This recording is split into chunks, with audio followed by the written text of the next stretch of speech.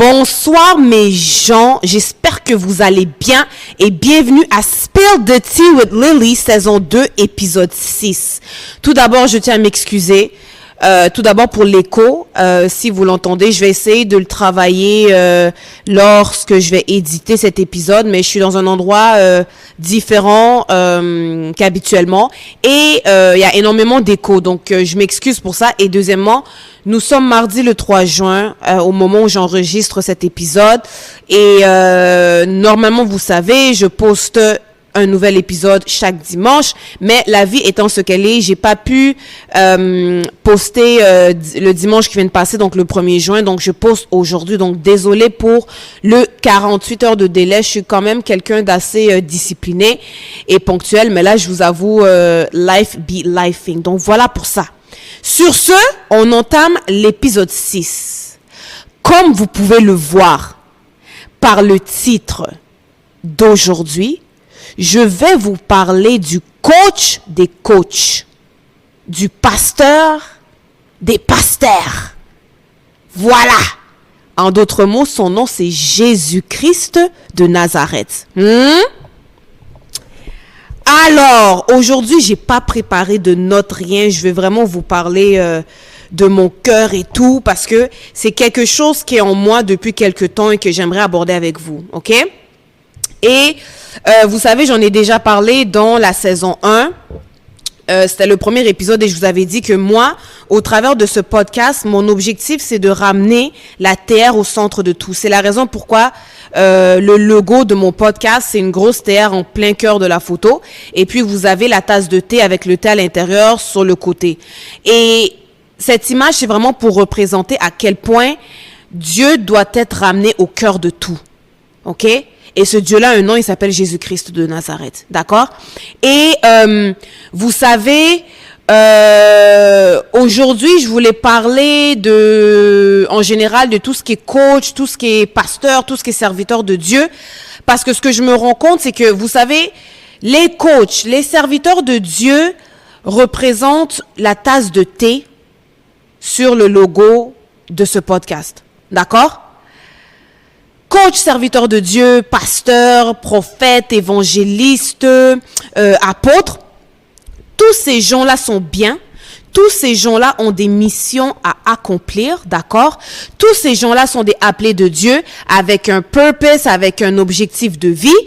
Et ils ont reçu des talents et des dons de la part du Seigneur, mais ils ne doivent pas prendre la place de la terre, d'accord? Sans la terre, toutes ces personnes servent à rien, d'accord? Parce que Dieu est la source de toutes choses. Et ce que je me rends compte, c'est qu'on a une génération qui remplaçant la terre par les coachs, les pasteurs, les évangélistes, les prophètes, etc. D'accord? Nous avons remplacé le créateur par la créature. T'as pas capté? T'as pas capté? Nous avons remplacé, mes gens, le créateur par la créature. Vous savez, la créature n'est pas mauvaise, mais lorsqu'elle prend la place du créateur, c'est là que le créateur a un problème. Parce que nous servons un Dieu jaloux, qui n'aime pas que l'on prenne sa place. Vous vous souvenez dans la Bible, non? Il nous est raconté sur la chute de Lucifer, que Lucifer, c'était vraiment le top, quoi. Le summum de la beauté, de la puissance. Mais le jour où il a voulu être égal à Dieu, c'est là que sa chute a eu lieu. Vous voyez? Et du coup, ce que je me rends compte, c'est que cette génération, on remplace Dieu par beaucoup d'autres choses. Écoute, on commence même par remplacer Dieu par ChatGPT et par l'intelligence artificielle. Donc, au lieu de demander des choses à Dieu, on se tourne vers ChatGPT pour obtenir des informations. Ce n'est pas mauvais. Comme je dis, la créature n'est pas mauvaise. Le problème, c'est lorsque la créature prend la place du créateur. C'est ça le problème. C'est ça le problème, au fait. Vous voyez? Et c'est quelque chose qui me tiquait beaucoup parce que vous savez, moi, souvent, on va me demander de coacher, on va me demander d'encadrer, et ça, je le fais. Dans ma vie privée, ceux et celles d'entre vous qui me connaissez, soit je vous coach, soit bon, moi, j'appelle pas ça nécessairement coaching, j'appelle ça prêcher, parce qu'avant d'être coach, je suis servante de Dieu. C'est vraiment ça mon appel. et mon ministère. Je suis prédicatrice de l'évangile, quoi. Et j'encadre les gens dans ma vie privée, mais ceux et celles qui avaient été encadrés par moi, vous le savez, je vous le répète tout le temps, c'est important pour vous de développer votre relation intime avec la TR, a.k.a. Papa Bon Dieu, par le Saint-Esprit. Pourquoi c'est important? Parce que si vous êtes intime avec Dieu, quand maintenant vous m'appelez pour que je vous encadre spirituellement, vous allez avoir le discernement de savoir ce qui est pour vous et ce qui n'est pas pour vous. Parce que ceux et celles qui le savent, vous savez toujours que moi je vous dis, dans tout ce que je dis, il se peut qu'il n'y ait seulement que 50% qui est une vérité pour toi. Vous voyez? Donc sur le 100% de choses que je vais dire, il y en a probablement seulement 50% qui s'adressent à vous, ou 70, ou peu importe. Mais comme il se peut que pour d'autres personnes, 100% de ce qui sort de ma bouche est pour eux. C'est possible. Mais je suis consciente que je suis la créature et non pas le créateur. Du coup, pour moi, quand je parle aux gens, quand j'encadre les gens, je commence toujours par préfacer la chose suivante. Je dis, là, tu m'appelles pour que je te conseille. Mais sache que je ne suis pas Dieu. Donc, c'est à toi, c'est ta responsabilité d'avoir le discernement pour savoir, par rapport à tout ce que je vais dire, qu'est-ce qui est pour toi et qu'est-ce qui ne l'est pas. Maintenant, ça ne veut pas dire que ce qui n'est pas pour toi n'est pas vérité. Ça veut simplement dire que ce n'est pas une vérité pour toi. Ça peut être une vérité pour quelqu'un d'autre, mais ce n'est pas une vérité pour toi. Vous voyez ce que je veux dire? Et du coup, ça c'est quelque chose qui est super important. Et moi, j'ai pas, les amis, mon ego, Dieu l'a tellement brisé, Dieu l'a tellement mis à la croix que j'ai pas la prétention de tout connaître. Donc du coup, moi, je suis cash avec vous, je suis très transparente avec vous que vous êtes des êtres libres. Christ est mort et ressuscité pour obtenir votre liberté. Donc, ne laissez personne vous mettre sous leur joug, au fait. Vous voyez? Et moi, quand vous venez à moi vraiment en toute liberté, vraiment, soyez à l'aise. D'accord? Mais ce que je vous dis toujours, c'est que moi, je ne suis pas Dieu. Et si je dis quelque chose, si je vous dis quelque chose qui est contraire à ce que Dieu vous a dit dans votre intimité, vous devez refuser ce que je vous ai dit. Ça ne veut pas dire que ce que je vous dis est faux, mais ça veut dire que le Dieu en vous, à préséance, a la première place sur ce que moi je vous dis. Parce que ce que moi je vous dis peut être la vérité, mais ça ne veut pas dire que c'est la vérité pour vous. Capiche, vous comprenez? Donc ça c'est très important et tous les serviteurs de Dieu, tous les coachs doivent comprendre ce grand principe. Que les gens ne sont pas obligés de vous écouter, que les gens sont libres. Les gens sont libres de penser, de faire comme leur conviction leur demande de penser et de faire. Vous voyez? Donc si moi, pendant que je vous encadre, je dis quelque chose qui est contraire à la révélation que vous avez dans votre esprit, ne prenez pas ce que moi je vous ai dit, parce que ça, ce que ça veut dire, c'est que ce n'est pas pour vous. C'est peut-être pour quelqu'un d'autre, mais c'est une vérité, oui, mais ce n'est pas une vérité qui est pour vous. Vous voyez? Et vous devez être à l'aise d'être comme ça, non seulement avec moi, mais avec tout serviteur de Dieu, quel qu'il soit, quel que soit son niveau d'onction. Hein? Vous devez être comme ça avec n'importe quel coach. Soyez à l'aise. Je sais que pour certains d'entre vous, il y a un certain manque de confiance en soi, de plein de choses qui font en sorte que parfois, quand vous avez une conviction et qu'un coach ou un serviteur de Dieu vous dit le contraire, vous êtes ébranlé. C'est la raison pour laquelle je vous incite à passer beaucoup de temps dans la prière et dans la méditation de la parole de Dieu, mes gens. Pour que votre foi devienne de plus en plus inébranlable, pour que vous ne soyez pas perturbés lorsqu'un serviteur de Dieu ou un coach de vie vient vous dire quelque chose qui est contraire à la parole que Dieu vous a révélée dans votre esprit. C'est très important. surtout dans ces temps compliqués, si vous n'avez pas développé de relation intime avec Jésus, vous aurez beaucoup de difficultés parce que beaucoup de gens vont venir au nom du Seigneur comme la parole dit. Ok? La Bible dit que beaucoup viendront et ils vont vous dire, Jésus est là-bas. Jésus a dit quoi? N'allez pas là-bas. Parce que j'y suis pas.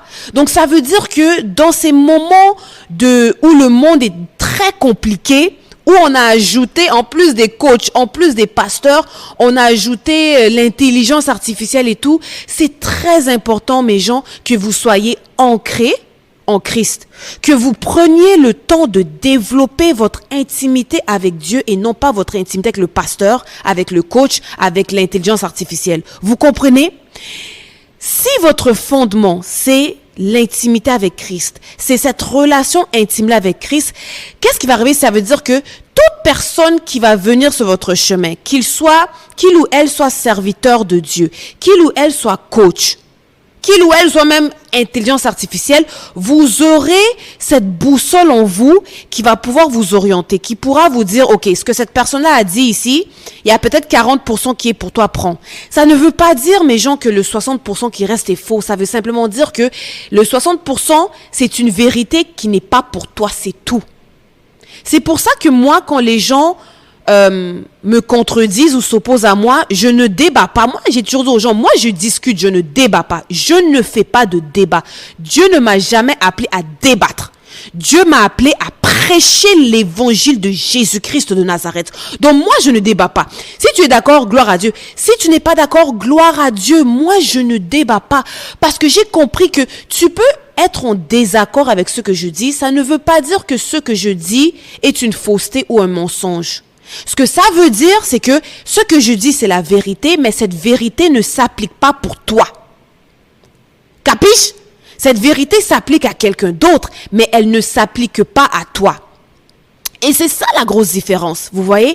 Et dans un monde qui devient de plus en plus compliqué, de plus en plus perplexe, je vous le dis, plus que jamais, ce trésor-là que vous avez en vous de cette intimité avec Christ va devenir capital, va devenir primordial, va devenir super, super, super important, mes gens. D'accord? Et c'est pour ça que, vous savez, quand quelqu'un naît de nouveau, il est bébé spirituel pendant certaines années. Donc, les premières étapes de la vie chrétienne, c'est tout à fait normal que vous ayez besoin d'un serviteur de Dieu à votre côté parce que vous êtes encore bébé spirituel, vous êtes encore dépendant du lait maternel, quoi. Vous avez besoin d'encadrement. Surtout au début, vous avez besoin de beaucoup d'encadrement. Vous avez besoin de beaucoup d'enseignement. Donc, c'est tout à fait normal qu'au début de la marche chrétienne, que vous ayez besoin de serviteurs de Dieu, c'est normal. Mais vous devez voir les serviteurs de Dieu et les coachs comme étant des portes. Ce sont des portes qui, lorsque vous les ouvrez, doivent vous amener vers Christ. Un serviteur de Dieu ou un coach n'est pas Christ. Je répète, un serviteur de Dieu ou un coach de vie ou peu importe, n'est pas Christ. Ils sont des points de contact pour vous amener à Christ. Le problème, c'est que lorsque, surtout, c'est quelque chose qui se passe avec les pasteurs, lorsque le pasteur se transforme en Christ dans votre vie, c'est là qu'il y a un problème. Et du coup, je m'adresse aux serviteurs de Dieu, surtout aux pasteurs. C'est important pour tous les serviteurs de Dieu, moi la première, de toujours garder en tête que nous ne sommes pas la destination finale. Nous sommes la porte qui, lorsque un être humain nous ouvre, cette porte l'amène, doit le diriger vers Christ. Vous voyez ce que je veux dire?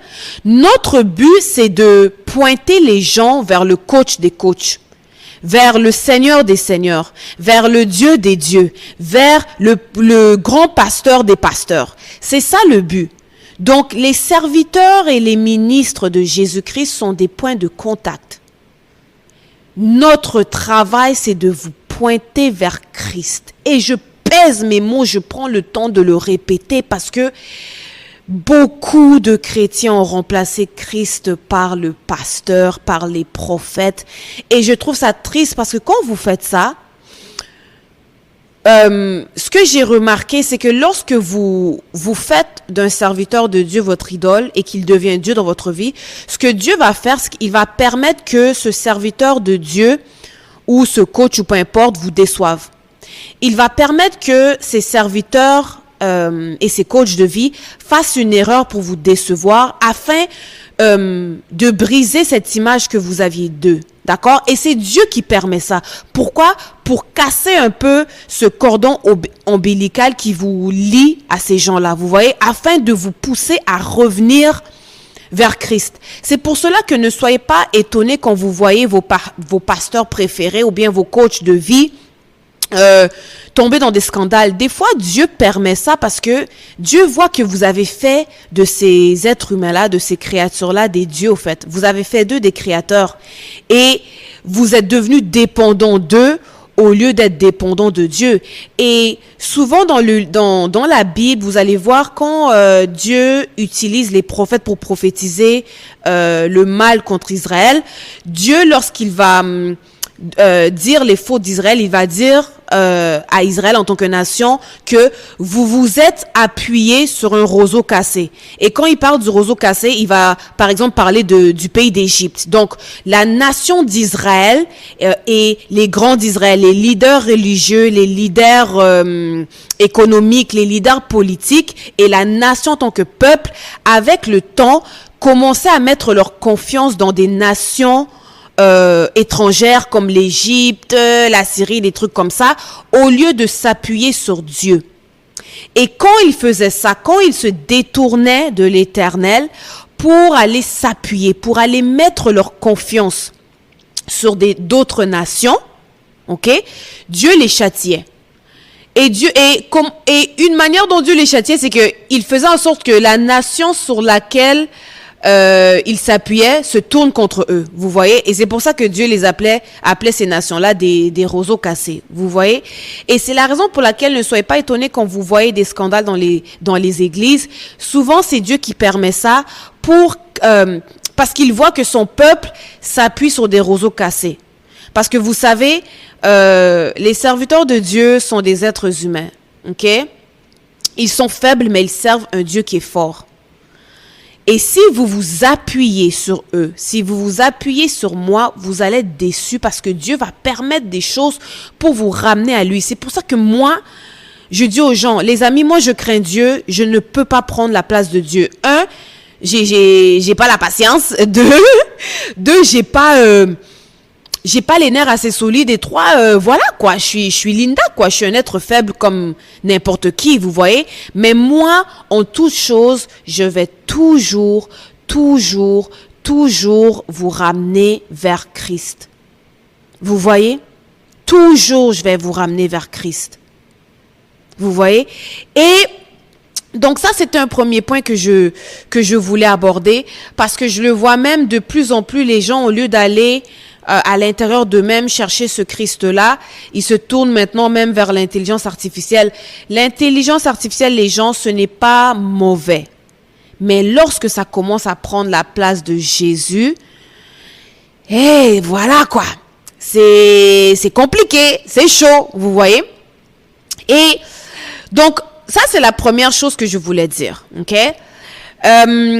La deuxième chose que je voulais apporter, c'est je voulais vous parler de ce coach-là, de ce coach des coachs qui est Jésus-Christ. Vous savez, moi, j'appelle Dieu, je lui ai donné un nom. Un des noms que j'ai donné à Dieu, c'est l'Éternel, mon facilitateur. Ok? C'est vraiment un des noms que j'ai donné à Dieu. D'accord? Je lui ai donné le nom l'Éternel, mon facilitateur, parce que franchement, Dieu c'est mon coach, ok, par le Saint-Esprit. Et le truc, au fait, comment dirais-je?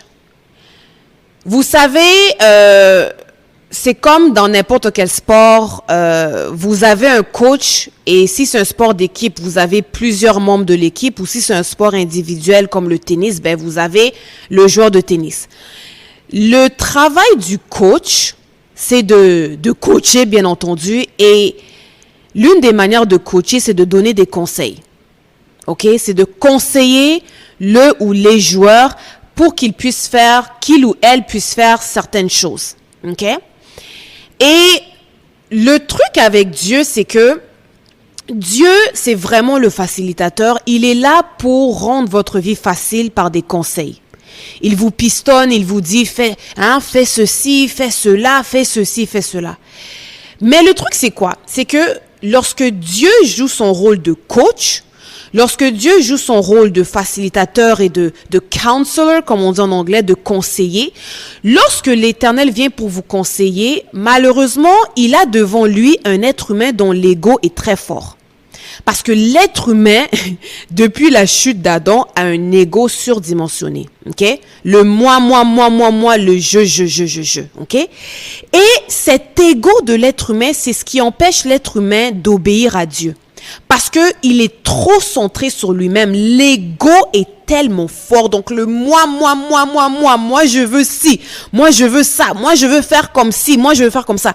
L'ego est tellement fort que même si Dieu veut être coach dans la vie de cet être humain, l'être humain ne va pas l'écouter parce que l'ego est fort. Alors Dieu aimerait bien être l'éternel facilitateur, l'éternel conseiller, l'éternel coach dans la vie de cet être humain, mais même s'il donne tous les conseils du monde, cet être humain ne l'écoutera pas. Pourquoi? Parce que l'ego est très fort. Vous voyez, l'ego est très fort. Alors, comme Dieu reste Dieu et qu'il nous aime, qu'est-ce qu'il va faire? Il sait que l'être humain a besoin de lui. Okay? Il sait que pour être heureux, l'être humain a besoin de ses conseils. Alors, qu'est-ce que Dieu va faire? Il va vous envoyer des épreuves. Et ces épreuves vont venir pourquoi? Pour un seul objectif, pour briser votre ego. C'est ça l'objectif des épreuves, mes gens.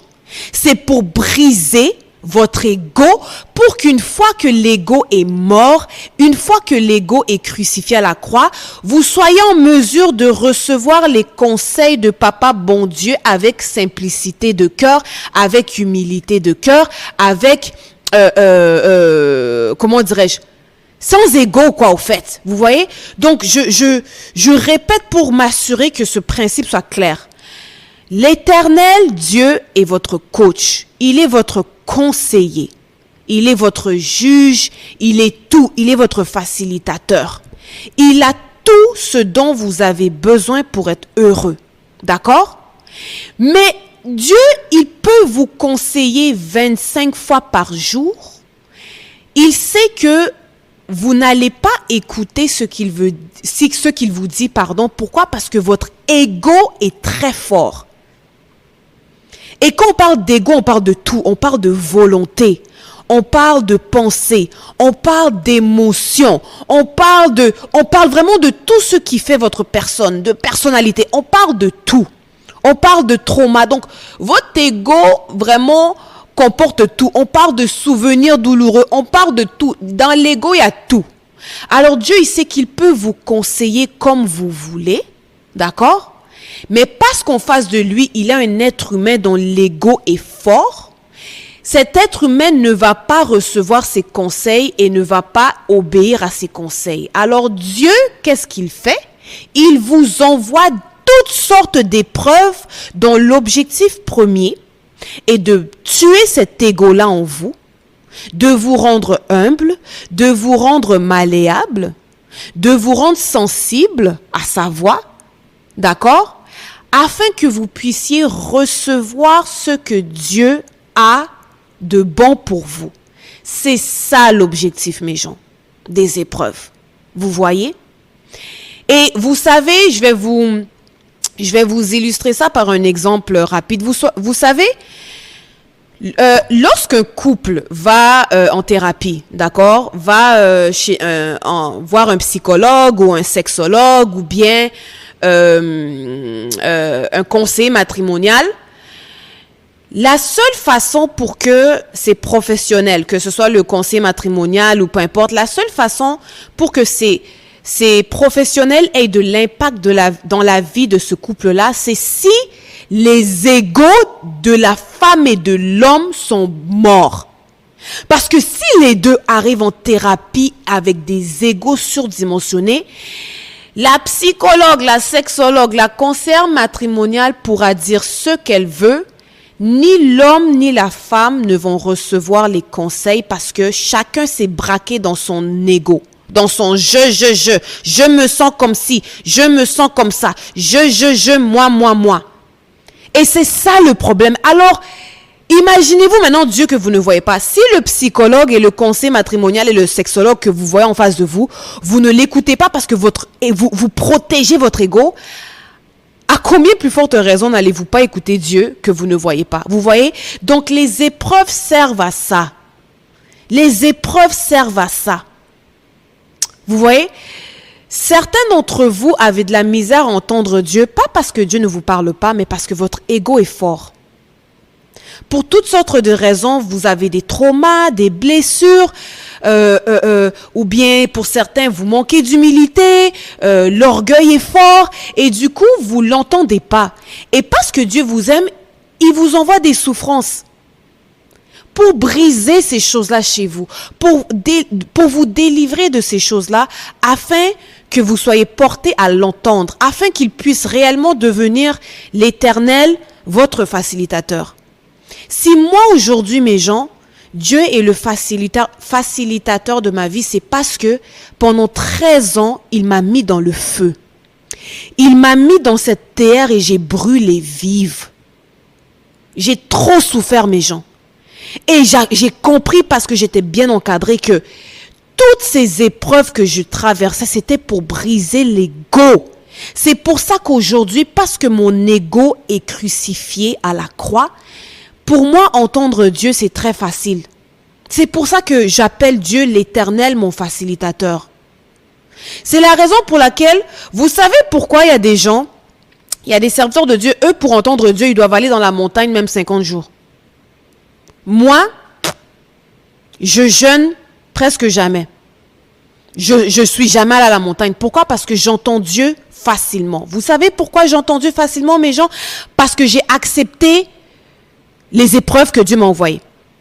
Et parce que j'ai accepté les épreuves que Dieu m'a envoyées, mon ego est mort. Et parce que mon ego est mort, j'ai de la facilité maintenant à entendre les conseils divins. C'est tout. Beaucoup de serviteurs de Dieu, vous refusez les épreuves. Vous refusez vos délivrances. Vous pensez que parce qu'on vous impose les mains, vous êtes délivré. Et quand les épreuves viennent, vous les refusez. Vous les refusez. Du coup, Dieu ne vous délivre pas. Du coup, ce qui devrait être facile pour vous, vous travaillez dur. Vous travaillez dur. Ce qui, moi, me prend 30 secondes, pour certains serviteurs, ça peut leur prendre 1 semaine. Pourquoi? Parce que moi, j'ai accepté la croix de Christ. Jésus a dit, si vous voulez me suivre et être mes disciples, vous devez porter votre croix. Jésus a porté sa croix et nous devons la porter. Seuls ceux qui acceptent de porter leur croix, mes gens, deviennent disciples de Christ. Vous savez, la grande Catherine Kuhlman disait que l'onction a un prix à payer. Il y a un gros prix à payer pour l'onction. Vous savez, l'onction, c'est la puissance divine. Et cette puissance divine, c'est vraiment, si je peux résumer ça simple, c'est la manifestation de l'Éternel, le facilitateur dans votre vie. L'onction, c'est littéralement, mes gens, l'expression tangible de la facilitation divine. C'est l'expression tangible de Dieu, le facilitateur. Mais pour obtenir cette onction, il y a un prix à payer. Et ce prix-là, c'est la destruction de l'ego. L'ego doit mourir le plus possible. C'est la raison pour laquelle Jean-Baptiste, quand il a vu Christ, il a dit quoi? Ce fameux verset, il a dit, il faut que je diminue afin que lui augmente. Quand il disait qu'il faut que je diminue, il parlait de son ego, mes gens. Et c'est la même chose avec nous. Pour que l'Éternel, pour que Jésus puisse prendre plus de place dans votre vie, votre ego doit diminuer le plus possible. Et la seule façon de diminuer l'ego, c'est par les épreuves. Vous voyez? C'est la raison pour laquelle, moi, il y a des gens que je peux encadrer. C'est très facile pour moi de savoir si l'ego est fort ou pas. Ça s'entend en fait. Ça se ressent dans l'esprit. Tu peux savoir si quelqu'un a un ego très fort versus quelqu'un qui a un ego complètement brisé. Vous voyez? Et en fonction de qui j'ai devant moi, je peux savoir si le conseil que je donne sera bien reçu ou pas. Vous voyez? Parce qu'il y a une différence entre une personne qui refuse mon conseil parce que mon conseil va à l'encontre de ce que Dieu lui a donné comme révélation. Ça, moi, c'est ce que j'ai expliqué tout à l'heure. Donc, ça, c'est ce que j'ai dit tout à l'heure et ça, c'est tout à fait normal. Donc, moi, je peux vous donner un conseil et vous vous y opposez simplement parce que c'est contre ce que Dieu vous a dit dans votre esprit. Donc, ça veut dire que le conseil que je vous donne, c'est une vérité, mais ce n'est pas une vérité pour vous. Mais il y a des gens dont le conseil que je donne, c'est une vérité pour ces personnes-là. C'est une vérité que Dieu m'a donnée spécifiquement pour eux. Mais parce que leur ego est fort, ils se braquent et ils refusent. Et moi, quand je vois ça, je suis capable de comprendre à qui j'ai affaire, à quelle catégorie de personnes j'ai affaire. Est-ce que c'est une personne qui refuse le conseil parce que le conseil contredit sa révélation? Ou bien est-ce que c'est une personne qui refuse le conseil parce que son ego est fort? Vous voyez? Et dans les deux cas, moi, je ne m'obstine pas, mais je prie. Je préfère beaucoup plus prier que d'essayer de convaincre. Comme j'ai dit, moi, mon travail, ce n'est pas de convaincre. Mon travail, c'est de prêcher l'évangile et de laisser le Saint-Esprit convaincre. T'as capté? Donc, ça un peu, c'est pour ça. C'est la raison pour laquelle, comment dirais-je? Je pense à souvent dans des couples, hein.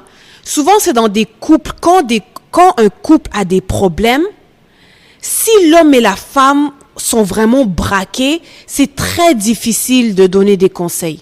Peu importe qui tu es, c'est très, très, très, très difficile. Vous voyez?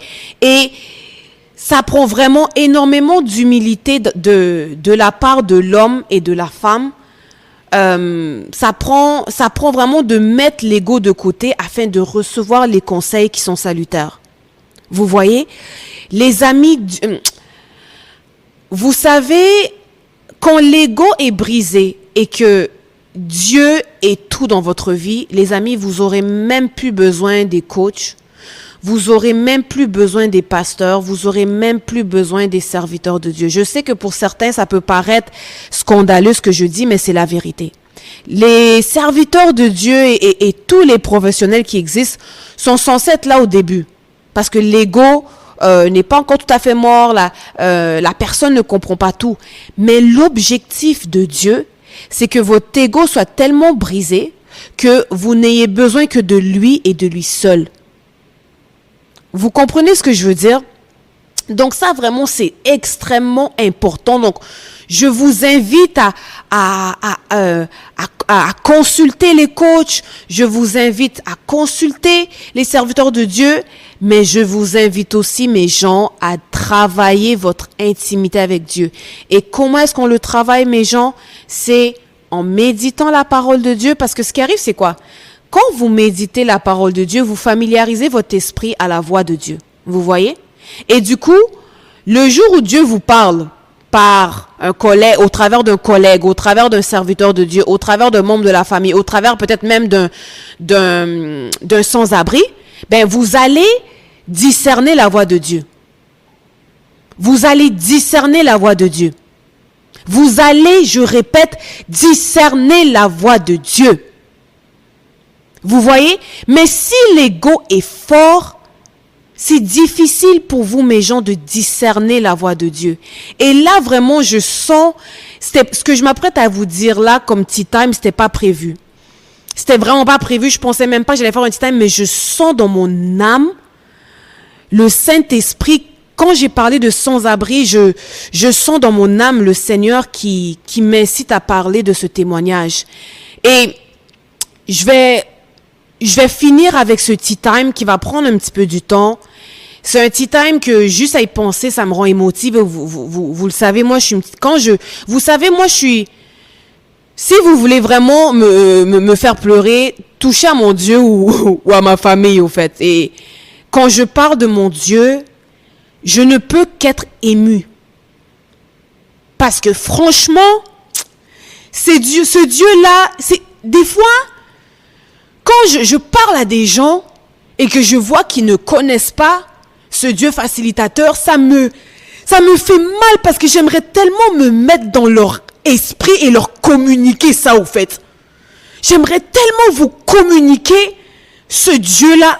Mes amis, je vous dis, moi, vous pouvez m'enlever tout, mais ne m'enlevez pas mon Dieu, je vous promets. Parce que Dieu, il est tout au fait. Vous savez, Dieu, c'est la source. Ça veut dire que vous pouvez tout perdre aujourd'hui. Ok? Et parce que vous avez Dieu, vous allez tout récupérer parce que ce qu'on vous enlève, que ce soit l'argent, tout ce qu'on peut vous enlever dans ce monde, ce sont simplement des manifestations de la source qui est Dieu, au fait. Dieu est argent. Donc même si aujourd'hui vous perdez l'argent, vous allez récupérer cet argent-là parce que vous avez la source en vous. Vous voyez ce que je vous ai dit? Mes amis, beaucoup d'entre vous, vous le savez, je vous le dis en privé. Vous savez, ça fait 13 ans que je marche dans le Seigneur et une chose que j'ai compris, c'est la vraie bénédiction, c'est Christ. Je répète, la vraie bénédiction, mes gens, c'est Christ. Et là, je suis en train de partir dans une autre tangente parce que ce que j'ai appris avec Dieu, c'est que il y a ce que moi j'ai prévu de dire et ce que le Saint-Esprit m'amène à dire. Et là, le Seigneur me dévie dans un champ gauche, quoi, mais je vais y aller. Vous savez, dans la Bible, lorsque Dieu distribuait la terre de Canaan, aux 12 tribus d'Israël, la seule tribu qui n'a pas reçu de terre, c'était Lévi.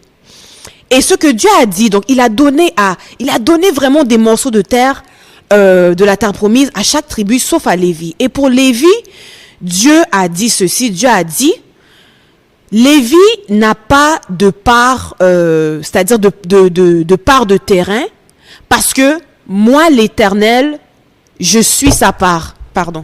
Moi, l'Éternel, je suis sa part. Moi, l'Éternel, je suis sa bénédiction. Vous voyez?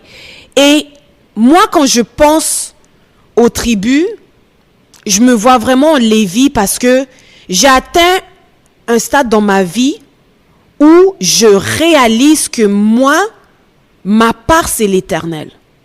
Ma bénédiction, c'est l'Éternel. Et tout ce que Dieu va me donner, à part de lui, ce sont des extras. Ce sont des extras. Le mariage, les enfants, l'argent, ce sont des extras. Les amis, la vraie bénédiction, c'est Christ. Et je trouve ça dommage qu'aujourd'hui, on prêche beaucoup les bénédictions financières, matérielles, le mariage, les enfants, alors que ces choses-là ne sont que des manifestations de la vraie bénédiction qui est Christ. Vous comprenez? Vraiment, la vraie bénédiction, c'est Christ. Et je vais même aller plus loin. Moi, quand je regarde ma vie, quand je regarde tout ce que Dieu m'a donné, parce que réellement, Dieu m'a béni dans tous les domaines. Mais je vous dirais que si je mets la personne de Dieu de côté et que je regarde seulement les manifestations de Dieu, je peux en toute humilité vous dire que mes plus grandes bénédictions ont été mes épreuves. Mes plus grandes bénédictions, mes gens, ont été mes épreuves. Non, ça n'a pas été les finances que Dieu m'a données. Ces choses-là, oui, c'est bien, mais pour ma part, je vous dis, mes plus grandes bénédictions ont été mes épreuves parce que, vous savez, Job a dit, j'ai entendu parler de Dieu, mais aujourd'hui, mes yeux l'ont vu. Après, Job craignait Dieu. Quand vous lisez le livre de Job, Job craignait Dieu. D'accord? Mais c'était une crainte de Dieu dans la tête. Mais quand il a traversé toutes ces souffrances, à la fin, Job, il dit quoi? j'avais entendu, j'avais entendu parler de ce Dieu-là, mais aujourd'hui, mes yeux l'ont vu. Et c'est ça, au fait, que moi, je peux dire quand je pense à moi, c'est que oui, tu peux entendre parler de Dieu, mais un jour viendra un temps où tu vas dire que là, maintenant, mes yeux l'ont vu, au fait.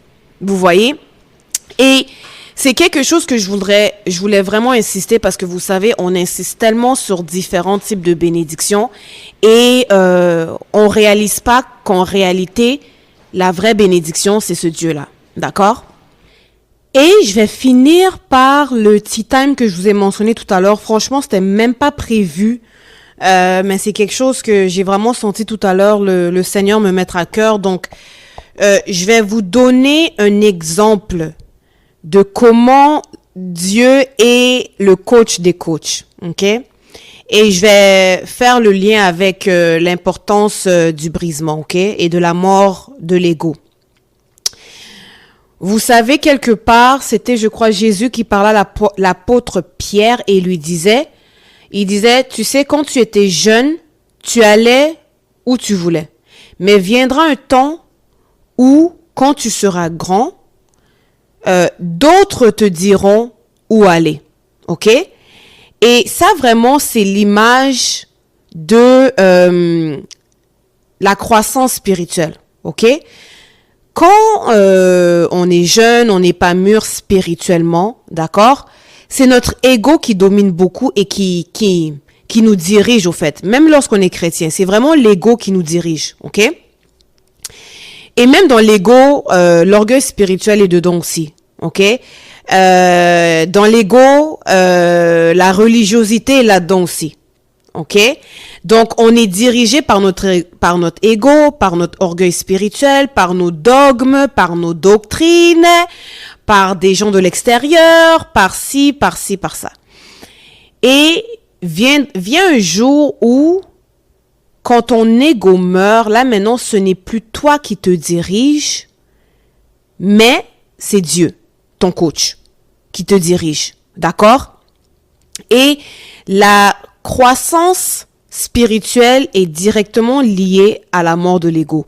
Plus l'ego meurt, plus tu mûris spirituellement. OK? Et vous savez, quand vous n'êtes pas mûr spirituellement et que Dieu n'est pas votre coach, mais que c'est votre ego, vous fonctionnez vraiment en termes de dichotomie. Donc, bien, mal, oui, non.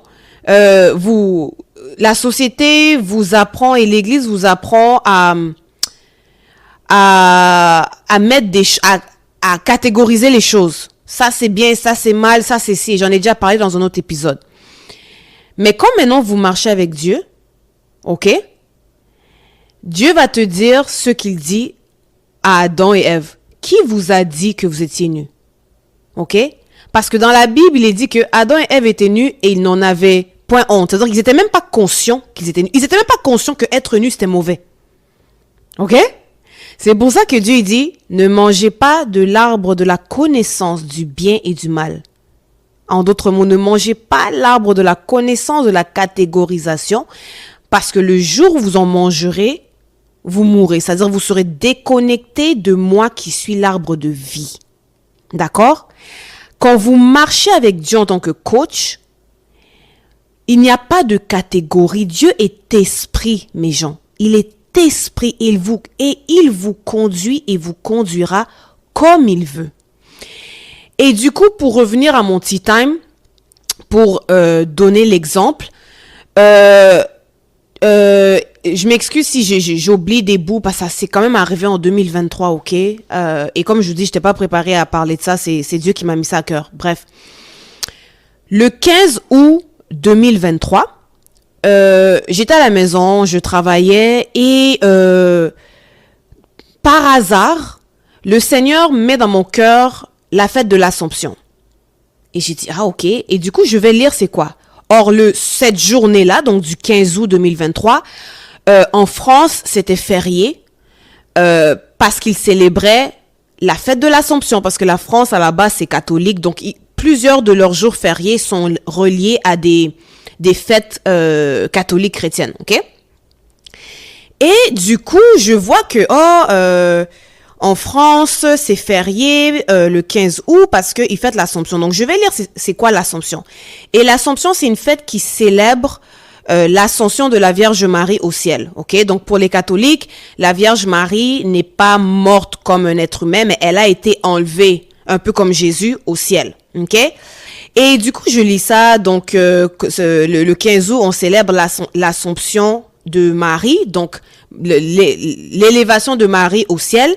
Et je lis là-dessus, et puis il parle comment, quand elle a été élevée, la couleur de Marie, c'est le bleu. Souvent, quand vous voyez même chez les catholiques, comment Marie est représentée avec une statuette et tout, elle porte un habit bleu, blanc et tout, quoi. Et je lisais comment, la couleur bleue est associée à Marie et tout. J'ai dit, ok. Et puis, je vois un peu plus bas que cette fête, donc le 15 août a été consacré comme férié par le roi Louis XIII, ok? Louis XIII, qui était un roi très pieux, il a décidé que le 15 août sera un jour férié. Parce que Louis XIII... et c'est comme ça que je commence à lire. Louis XIII, au fait, était marié à sa femme, et le nom de sa femme, pardonnez-moi, m'échappe, ok? Il était marié à sa femme, mais pendant 23 ans, ils avaient souffert tous les deux de stérilité, donc ils n'avaient pas d'enfants, ok? Et après 23 ans, ils n'avaient pas d'enfants, pas d'héritier, et Louis XIII, si je me rappelle bien de l'histoire, il a prié à Marie, ok, comme bon catholique, et pour avoir un enfant, lui, il a décidé que non, si la Vierge Marie me donne un enfant, je vais, en signe de remerciement, je vais consacrer la France à la Vierge Marie. Et pour concrétiser le fait que lui, en tant que roi, il avait consacré la France à la Vierge Marie, il a passé une loi au Parlement comme quoi le 15 août serait un jour férié où on allait célébrer Marie. Ok? Et moi, je lis ça et je me dis, ok, et quelque chose me tique. J'entends le Saint-Esprit me dire, va un peu lire plus en profondeur sur la vie de Louis XIII et de sa femme. Alors, je vais lire maintenant sur l'histoire de leur stérilité et tout. Et ce que je découvre en lisant, c'est que bon, après 23 ans de stérilité, ils avaient toujours pas d'enfants. Lui, 13 voulait un enfant, donc il avait consacré la France à la Vierge Marie, etc. Et dans ce temps-là, il y avait beaucoup de on les appelait des moines, donc des moines catholiques qui étaient des serviteurs de Dieu, etc. Et qui venaient de temps en temps visiter le roi et la reine, faire part un peu de certains dossiers, etc. Et qu'est-ce qui s'est passé? Oui, donc l'épouse du roi pendant 23 ans, elle priait pour avoir un enfant et tout, ça marchait pas, elle faisait des fausses couches, etc. Et un beau jour, un moine vient la rendre visite, donc il sortait de prière, et il vient la rendre visite, et il lui dit, ma reine, je priais pour toi, et j'ai vu comme en vision, comme si la reine Marie, la Vierge Marie, me donner un message pour toi. Donc ça, c'est, encore une fois, c'est ce que je me rappelle, pardonnez-moi, c'était il y a quand même 2 ans. Moi, c'est ce que je me rappelle des détails de cette fête, ok? Et il lui dit, j'étais en prière et la Vierge Marie a mis dans mon cœur un message pour toi. Ok? Elle m'a dit de te dire que tu as des besoins en termes d'avoir des enfants et tout. Et elle me dit de te dire que je vois que tu vas avoir un enfant. Et là, la reine émue, elle dit, en tout cas, ok. Et elle demande aux moines de prier pour elle. Donc, d'entrer comme dans un temps de prière que eux, chez les catholiques, ils appellent comme des neuvaines et tout. Et elle demande aux moines d'entrer en prière pour elle, je crois, pendant 3 mois, pour justement prier par rapport à la révélation qu'il a eue, ok? Et le moine, il dit, ok, pas de problème. Il va prier pendant 3 mois et il revient vers, de mémoire, il revient vers la reine Et il lui dit, en tout cas, moi, j'ai prié et tu auras un enfant. Et mes amis, le mois suivant, la reine tombe enceinte d'un premier enfant. Miracle de miracle. Elle tombe enceinte de Louis XIV. D'accord? Et donc, le roi Louis XIII est super content et bénit la Vierge Marie. Et vraiment, c'est là vraiment qu'il décide que non, là, vraiment, il faut vraiment qu'on consacre la journée du 15 août à la Vierge Marie. Parfait. Et moi, je lis cette histoire, j'ai dit, ah, ok, c'est intéressant. Et puis, bon, je lis, hein, ça, on est le 15 août 2023, je lis, et puis, c'est tout, quoi. J'oublie. Le lendemain, mes gens, le 16 août 2023, c'était le matin, je travaillais de la maison, et j'avais envie de manger du Tim Hortons. Et du coup, je sors de chez moi le matin pour aller me prendre un déjeuner au Tim Hortons. Et quand j'arrive au Tim Hortons, à côté de la porte, il y avait un sans-abri qui était là, qui quémandait, ok? Et il était noir, il était assez foncé de peau et il avait des traits d'un Sénégalais. Soit Sénégalais, soit Malien, ok? Et il était là et puis il quémandait, quoi. Et je suis passée devant lui et puis j'ai vu qu'il quémandait et il m'a pas vraiment tiqué sur le coup. Et puis je suis entrée dans le Tim Hortons, je suis allée faire la file pour commander. Et dès que je suis rentrée dans le Tim Hortons, mes gens, j'ai commencé à pleurer au fait. Je comprenais pas d'où les larmes venaient. J'ai commencé à pleurer parce que la pensée de ce sans-abri-là m'est venue en tête. Et pourtant, mes amis, moi, je vois des sans-abri tout le temps, ça ne m'affecte pas. Mais celui-là, mes gens, ça m'a tellement affecté parce que je me disais, waouh, il était très jeune, hein, il devait avoir dans la vingtaine. Et ça m'a touchée parce que je me suis dit, waouh, de voir que cette personne quitte son pays, quitte le continent africain pour venir au Canada en espérant une meilleure vie et arrivé ici, il devient sans-abri et il quémande pour des sous, quoi. Et ça m'a tellement touché, mes gens. Je vous dis, j'étais dans le Tim Hortons, j'attendais en file et puis j'avais des larmes qui coulaient vraiment silencieusement. Et pendant que tout le long que j'attendais pour commander, je pensais à ce sans-abri. OK? Et quand j'ai fini de commander, j'ai dit non. En sortant, faut que je lui donne quelque chose. Et du coup, je prends ma commande, je sors et le sans-abri est encore là. Et je lui dis, en tout cas, monsieur, attendez-moi ici, il y a une banque pas loin, je vais aller vous chercher de l'argent et vous amener. Et il était tellement reconnaissant, il a dit, oh madame, merci, merci. Et je vous dis, il devait être soit sénégalais ou malien, mi-vingtaine là, vraiment un jeune. Et du coup, il m'attend, je vais à la banque et je retire $100. Les amis, une dinguerie. Moi, j'ai jamais donné autant d'argent à un sans-abri, d'accord? Mais vraiment, je sais pas, je ressentais le besoin de semer dans sa vie. Je vais prendre le $100 et je reviens le voir et il m'attendait très excité. Et je lui dis, tiens, voici ce $100, vraiment, garde-le jalousement, hein, parce que dans ces rues un peu, il y a d'autres sans-abri, on pourrait te voler ton argent, mais garde-le jalousement. Et il était tellement choqué qu'une étrangère lui donne $100. $100, c'est beaucoup d'argent, là, surtout dans cette économie. Et il était tellement choqué, il m'a remercié, et il m'a dit, madame, vraiment, merci, vraiment, merci. J'ai dit, non, il n'y a pas de problème, vraiment, garde-le jalousement. Et puis, je pars.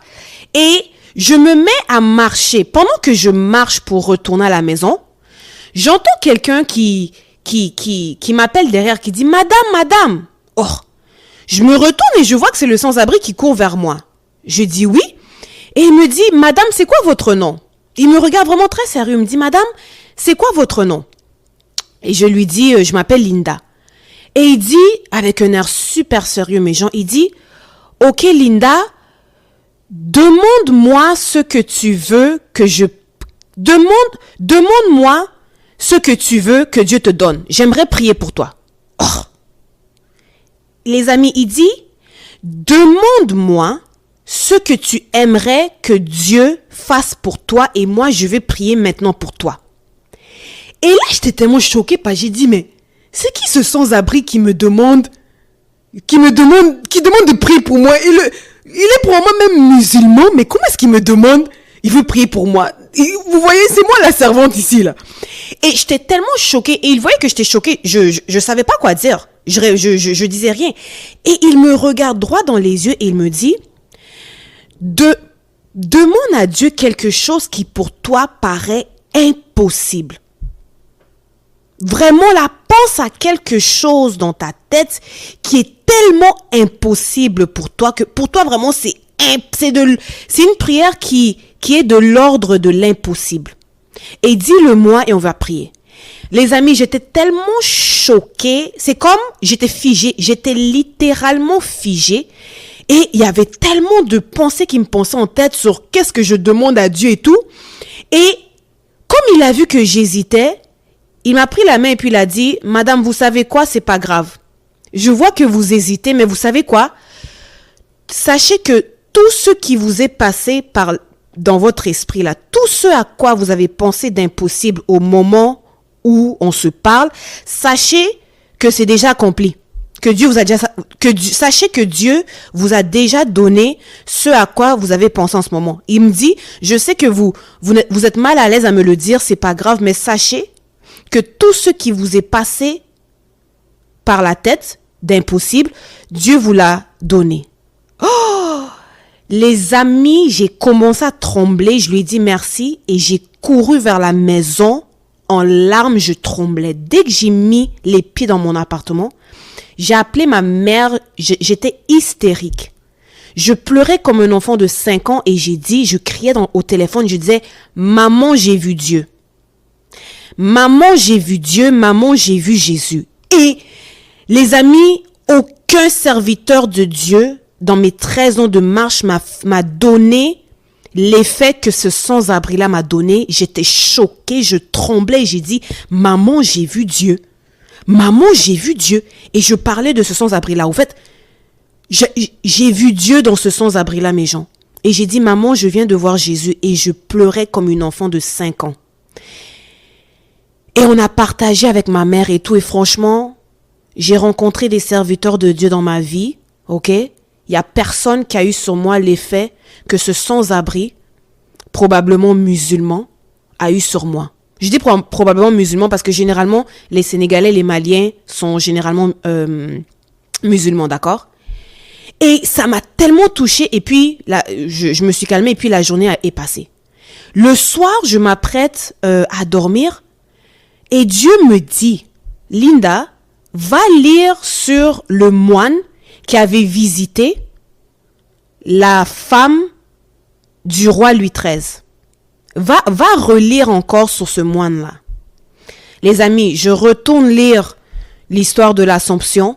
Je retourne lire l'histoire de la stérilité de Louis XIII et de sa femme et comment le moine était venu lui visiter avec une révélation qui disait que non, la Vierge Marie m'a visité, tu vas enfanter un garçon, etc., etc. Je vais relire tout ça. Dieu me dit, va maintenant étudier sur la vie de ce moine, il était qui? Mes gens, vous savez sur Wikipédia, quand le texte est en bleu, ça veut dire que si vous cliquez dessus, ça vous amène à une autre page descriptive, non, qui décrit encore davantage le sujet. Je vais maintenant sur la page qui parle de ce moine-là qui avait visité la reine, ok? Mes amis, je commence à lire sur sa vie et quand je lis sur sa vie, je découvre quoi? Je découvre que ce moine appartient à une classe de moines. Donc, dans ce temps-là, vous aviez plusieurs moines et chaque moine faisait partie d'une classe ou d'une famille, si je peux dire, sacerdotale particulier, ok? Donc, tu avais comme différents moines. C'est comme, t'as les jésuites, t'as les ci, t'as les ça, ok? Et je vais lire sur ce moine-là et je découvre qu'il fait partie d'une famille de moines X, ok? Et le nom de cette famille-là, je m'excuse, je m'échappe. Et je dis, bon, ok, il fait partie de la famille de moines X. On va dire c'est X, ok? Parce que j'ai oublié le nom. Et je dis, ok. Et Dieu me dit, clique sur cette famille de moines-là, c'est qui? Pour voir c'est qui. Et mes gens, quand je clique sur cette famille de moines-là, qu'est-ce qui est écrit? Ça m'explique que cette famille de moines sont des moines mendiants et sans-abri.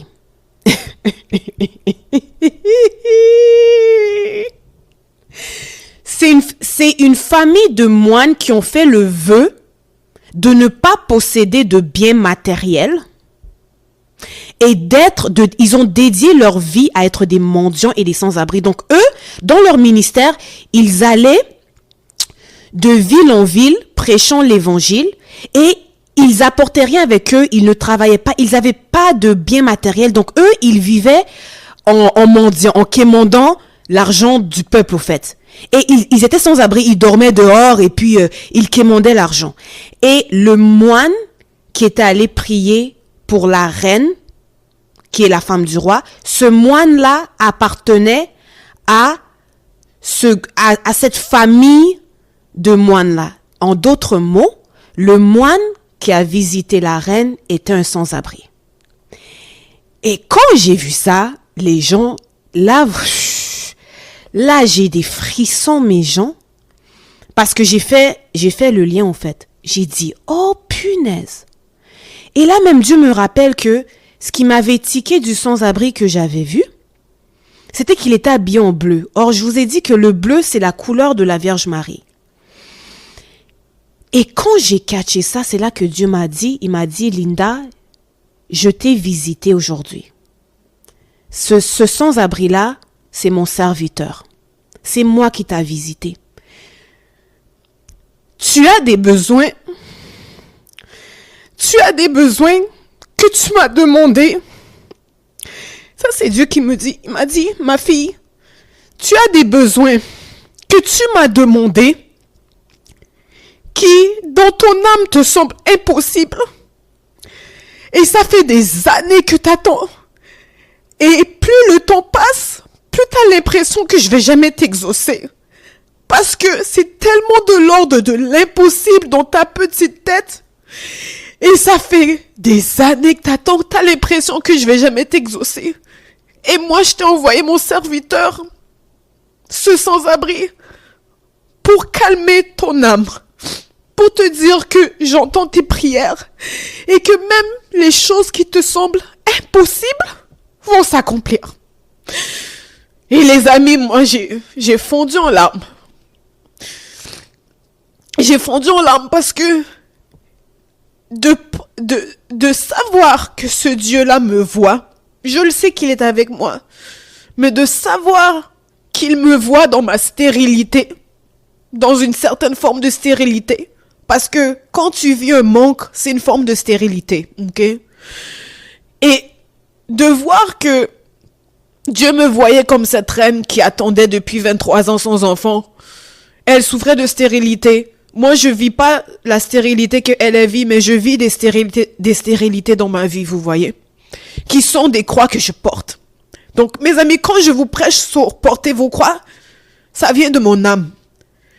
Et ces croix-là que je porte sont comme des stérilités et causent énormément de souffrance dans mon âme et causent énormément de honte.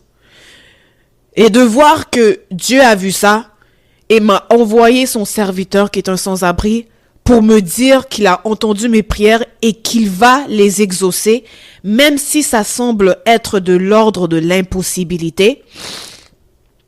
Les amis, c'est venu me chercher. Et je sens que Dieu me demande de vous prêcher, de vous donner ce tea time qui est très personnel à moi, pour vous montrer comment Dieu est le coach. Vous savez, la Linda d'avant, dont l'ego était fort, n'aurait jamais accepté qu'un sans-abri qui en plus ne partage pas la même religion que moi prie pour moi. La Linda d'avant, dont l'ego était fort, avec tout ce qu'on m'a enseigné dans l'église évangélique, sur les catholiques, sur la Vierge Marie, sur ci et ça, la Linda n'aurait jamais accepté, avec l'ego que j'aurais jamais accepté d'aller lire tout ce que j'ai lu sur la Vierge Marie. Mais par contre, la Linda brisée, la Linda dont l'ego a été brisé à la croix de Golgotha, cette Linda-là est malléable.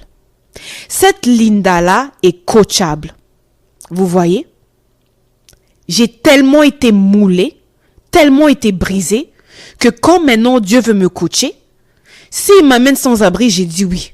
S'il m'amène musulman pour prier pour moi, je dis oui. Au fait, je suis comme tellement dépouillée d'accord, que c'est comme ce que Jésus disait à Pierre.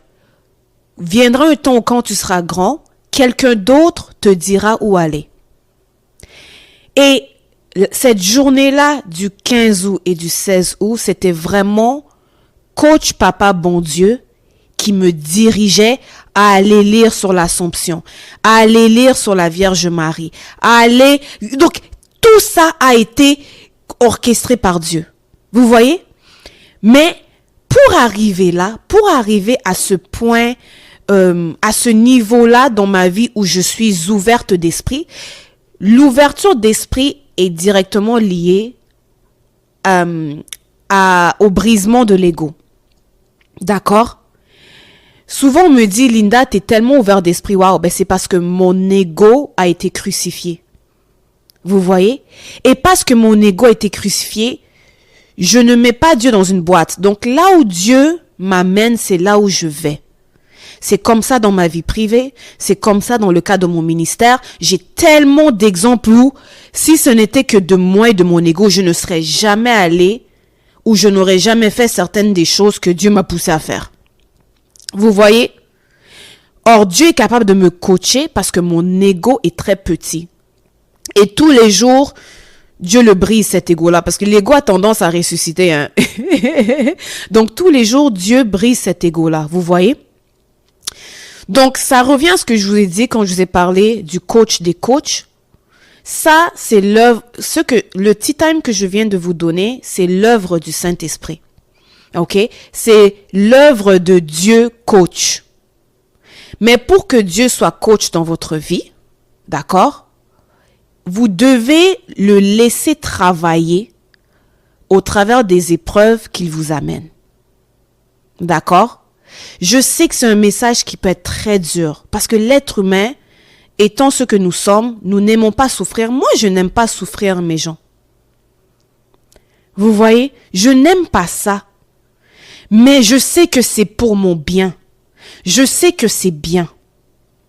Vous voyez? Et donc, j'encourage quiconque passe des moments difficiles ou passera éventuellement des moments difficiles à vous accrocher à Dieu. À comprendre que le chemin que vous traversez, c'est un chemin obligé pour rentrer à Canaan. Que si vous persévérez, vous verrez la gloire de Dieu. Et vous direz, comme Job a dit, longtemps j'avais entendu parler de Dieu, mais maintenant mes yeux l'ont vu. D'accord? Sur ce, j'espère que vous avez kiffé. Franchement, cet épisode de A jusqu'à Z a été vraiment été inspiré par Dieu parce que je m'attendais vraiment pas. J'avais un autre message de préparer pour le dimanche qui vient de passer et finalement c'est pas ça que j'ai prêché. Donc que toute la gloire lui revienne. J'espère que vous avez été bénis et on se reparle quand? On se reparle la semaine prochaine. Bye. Mouah.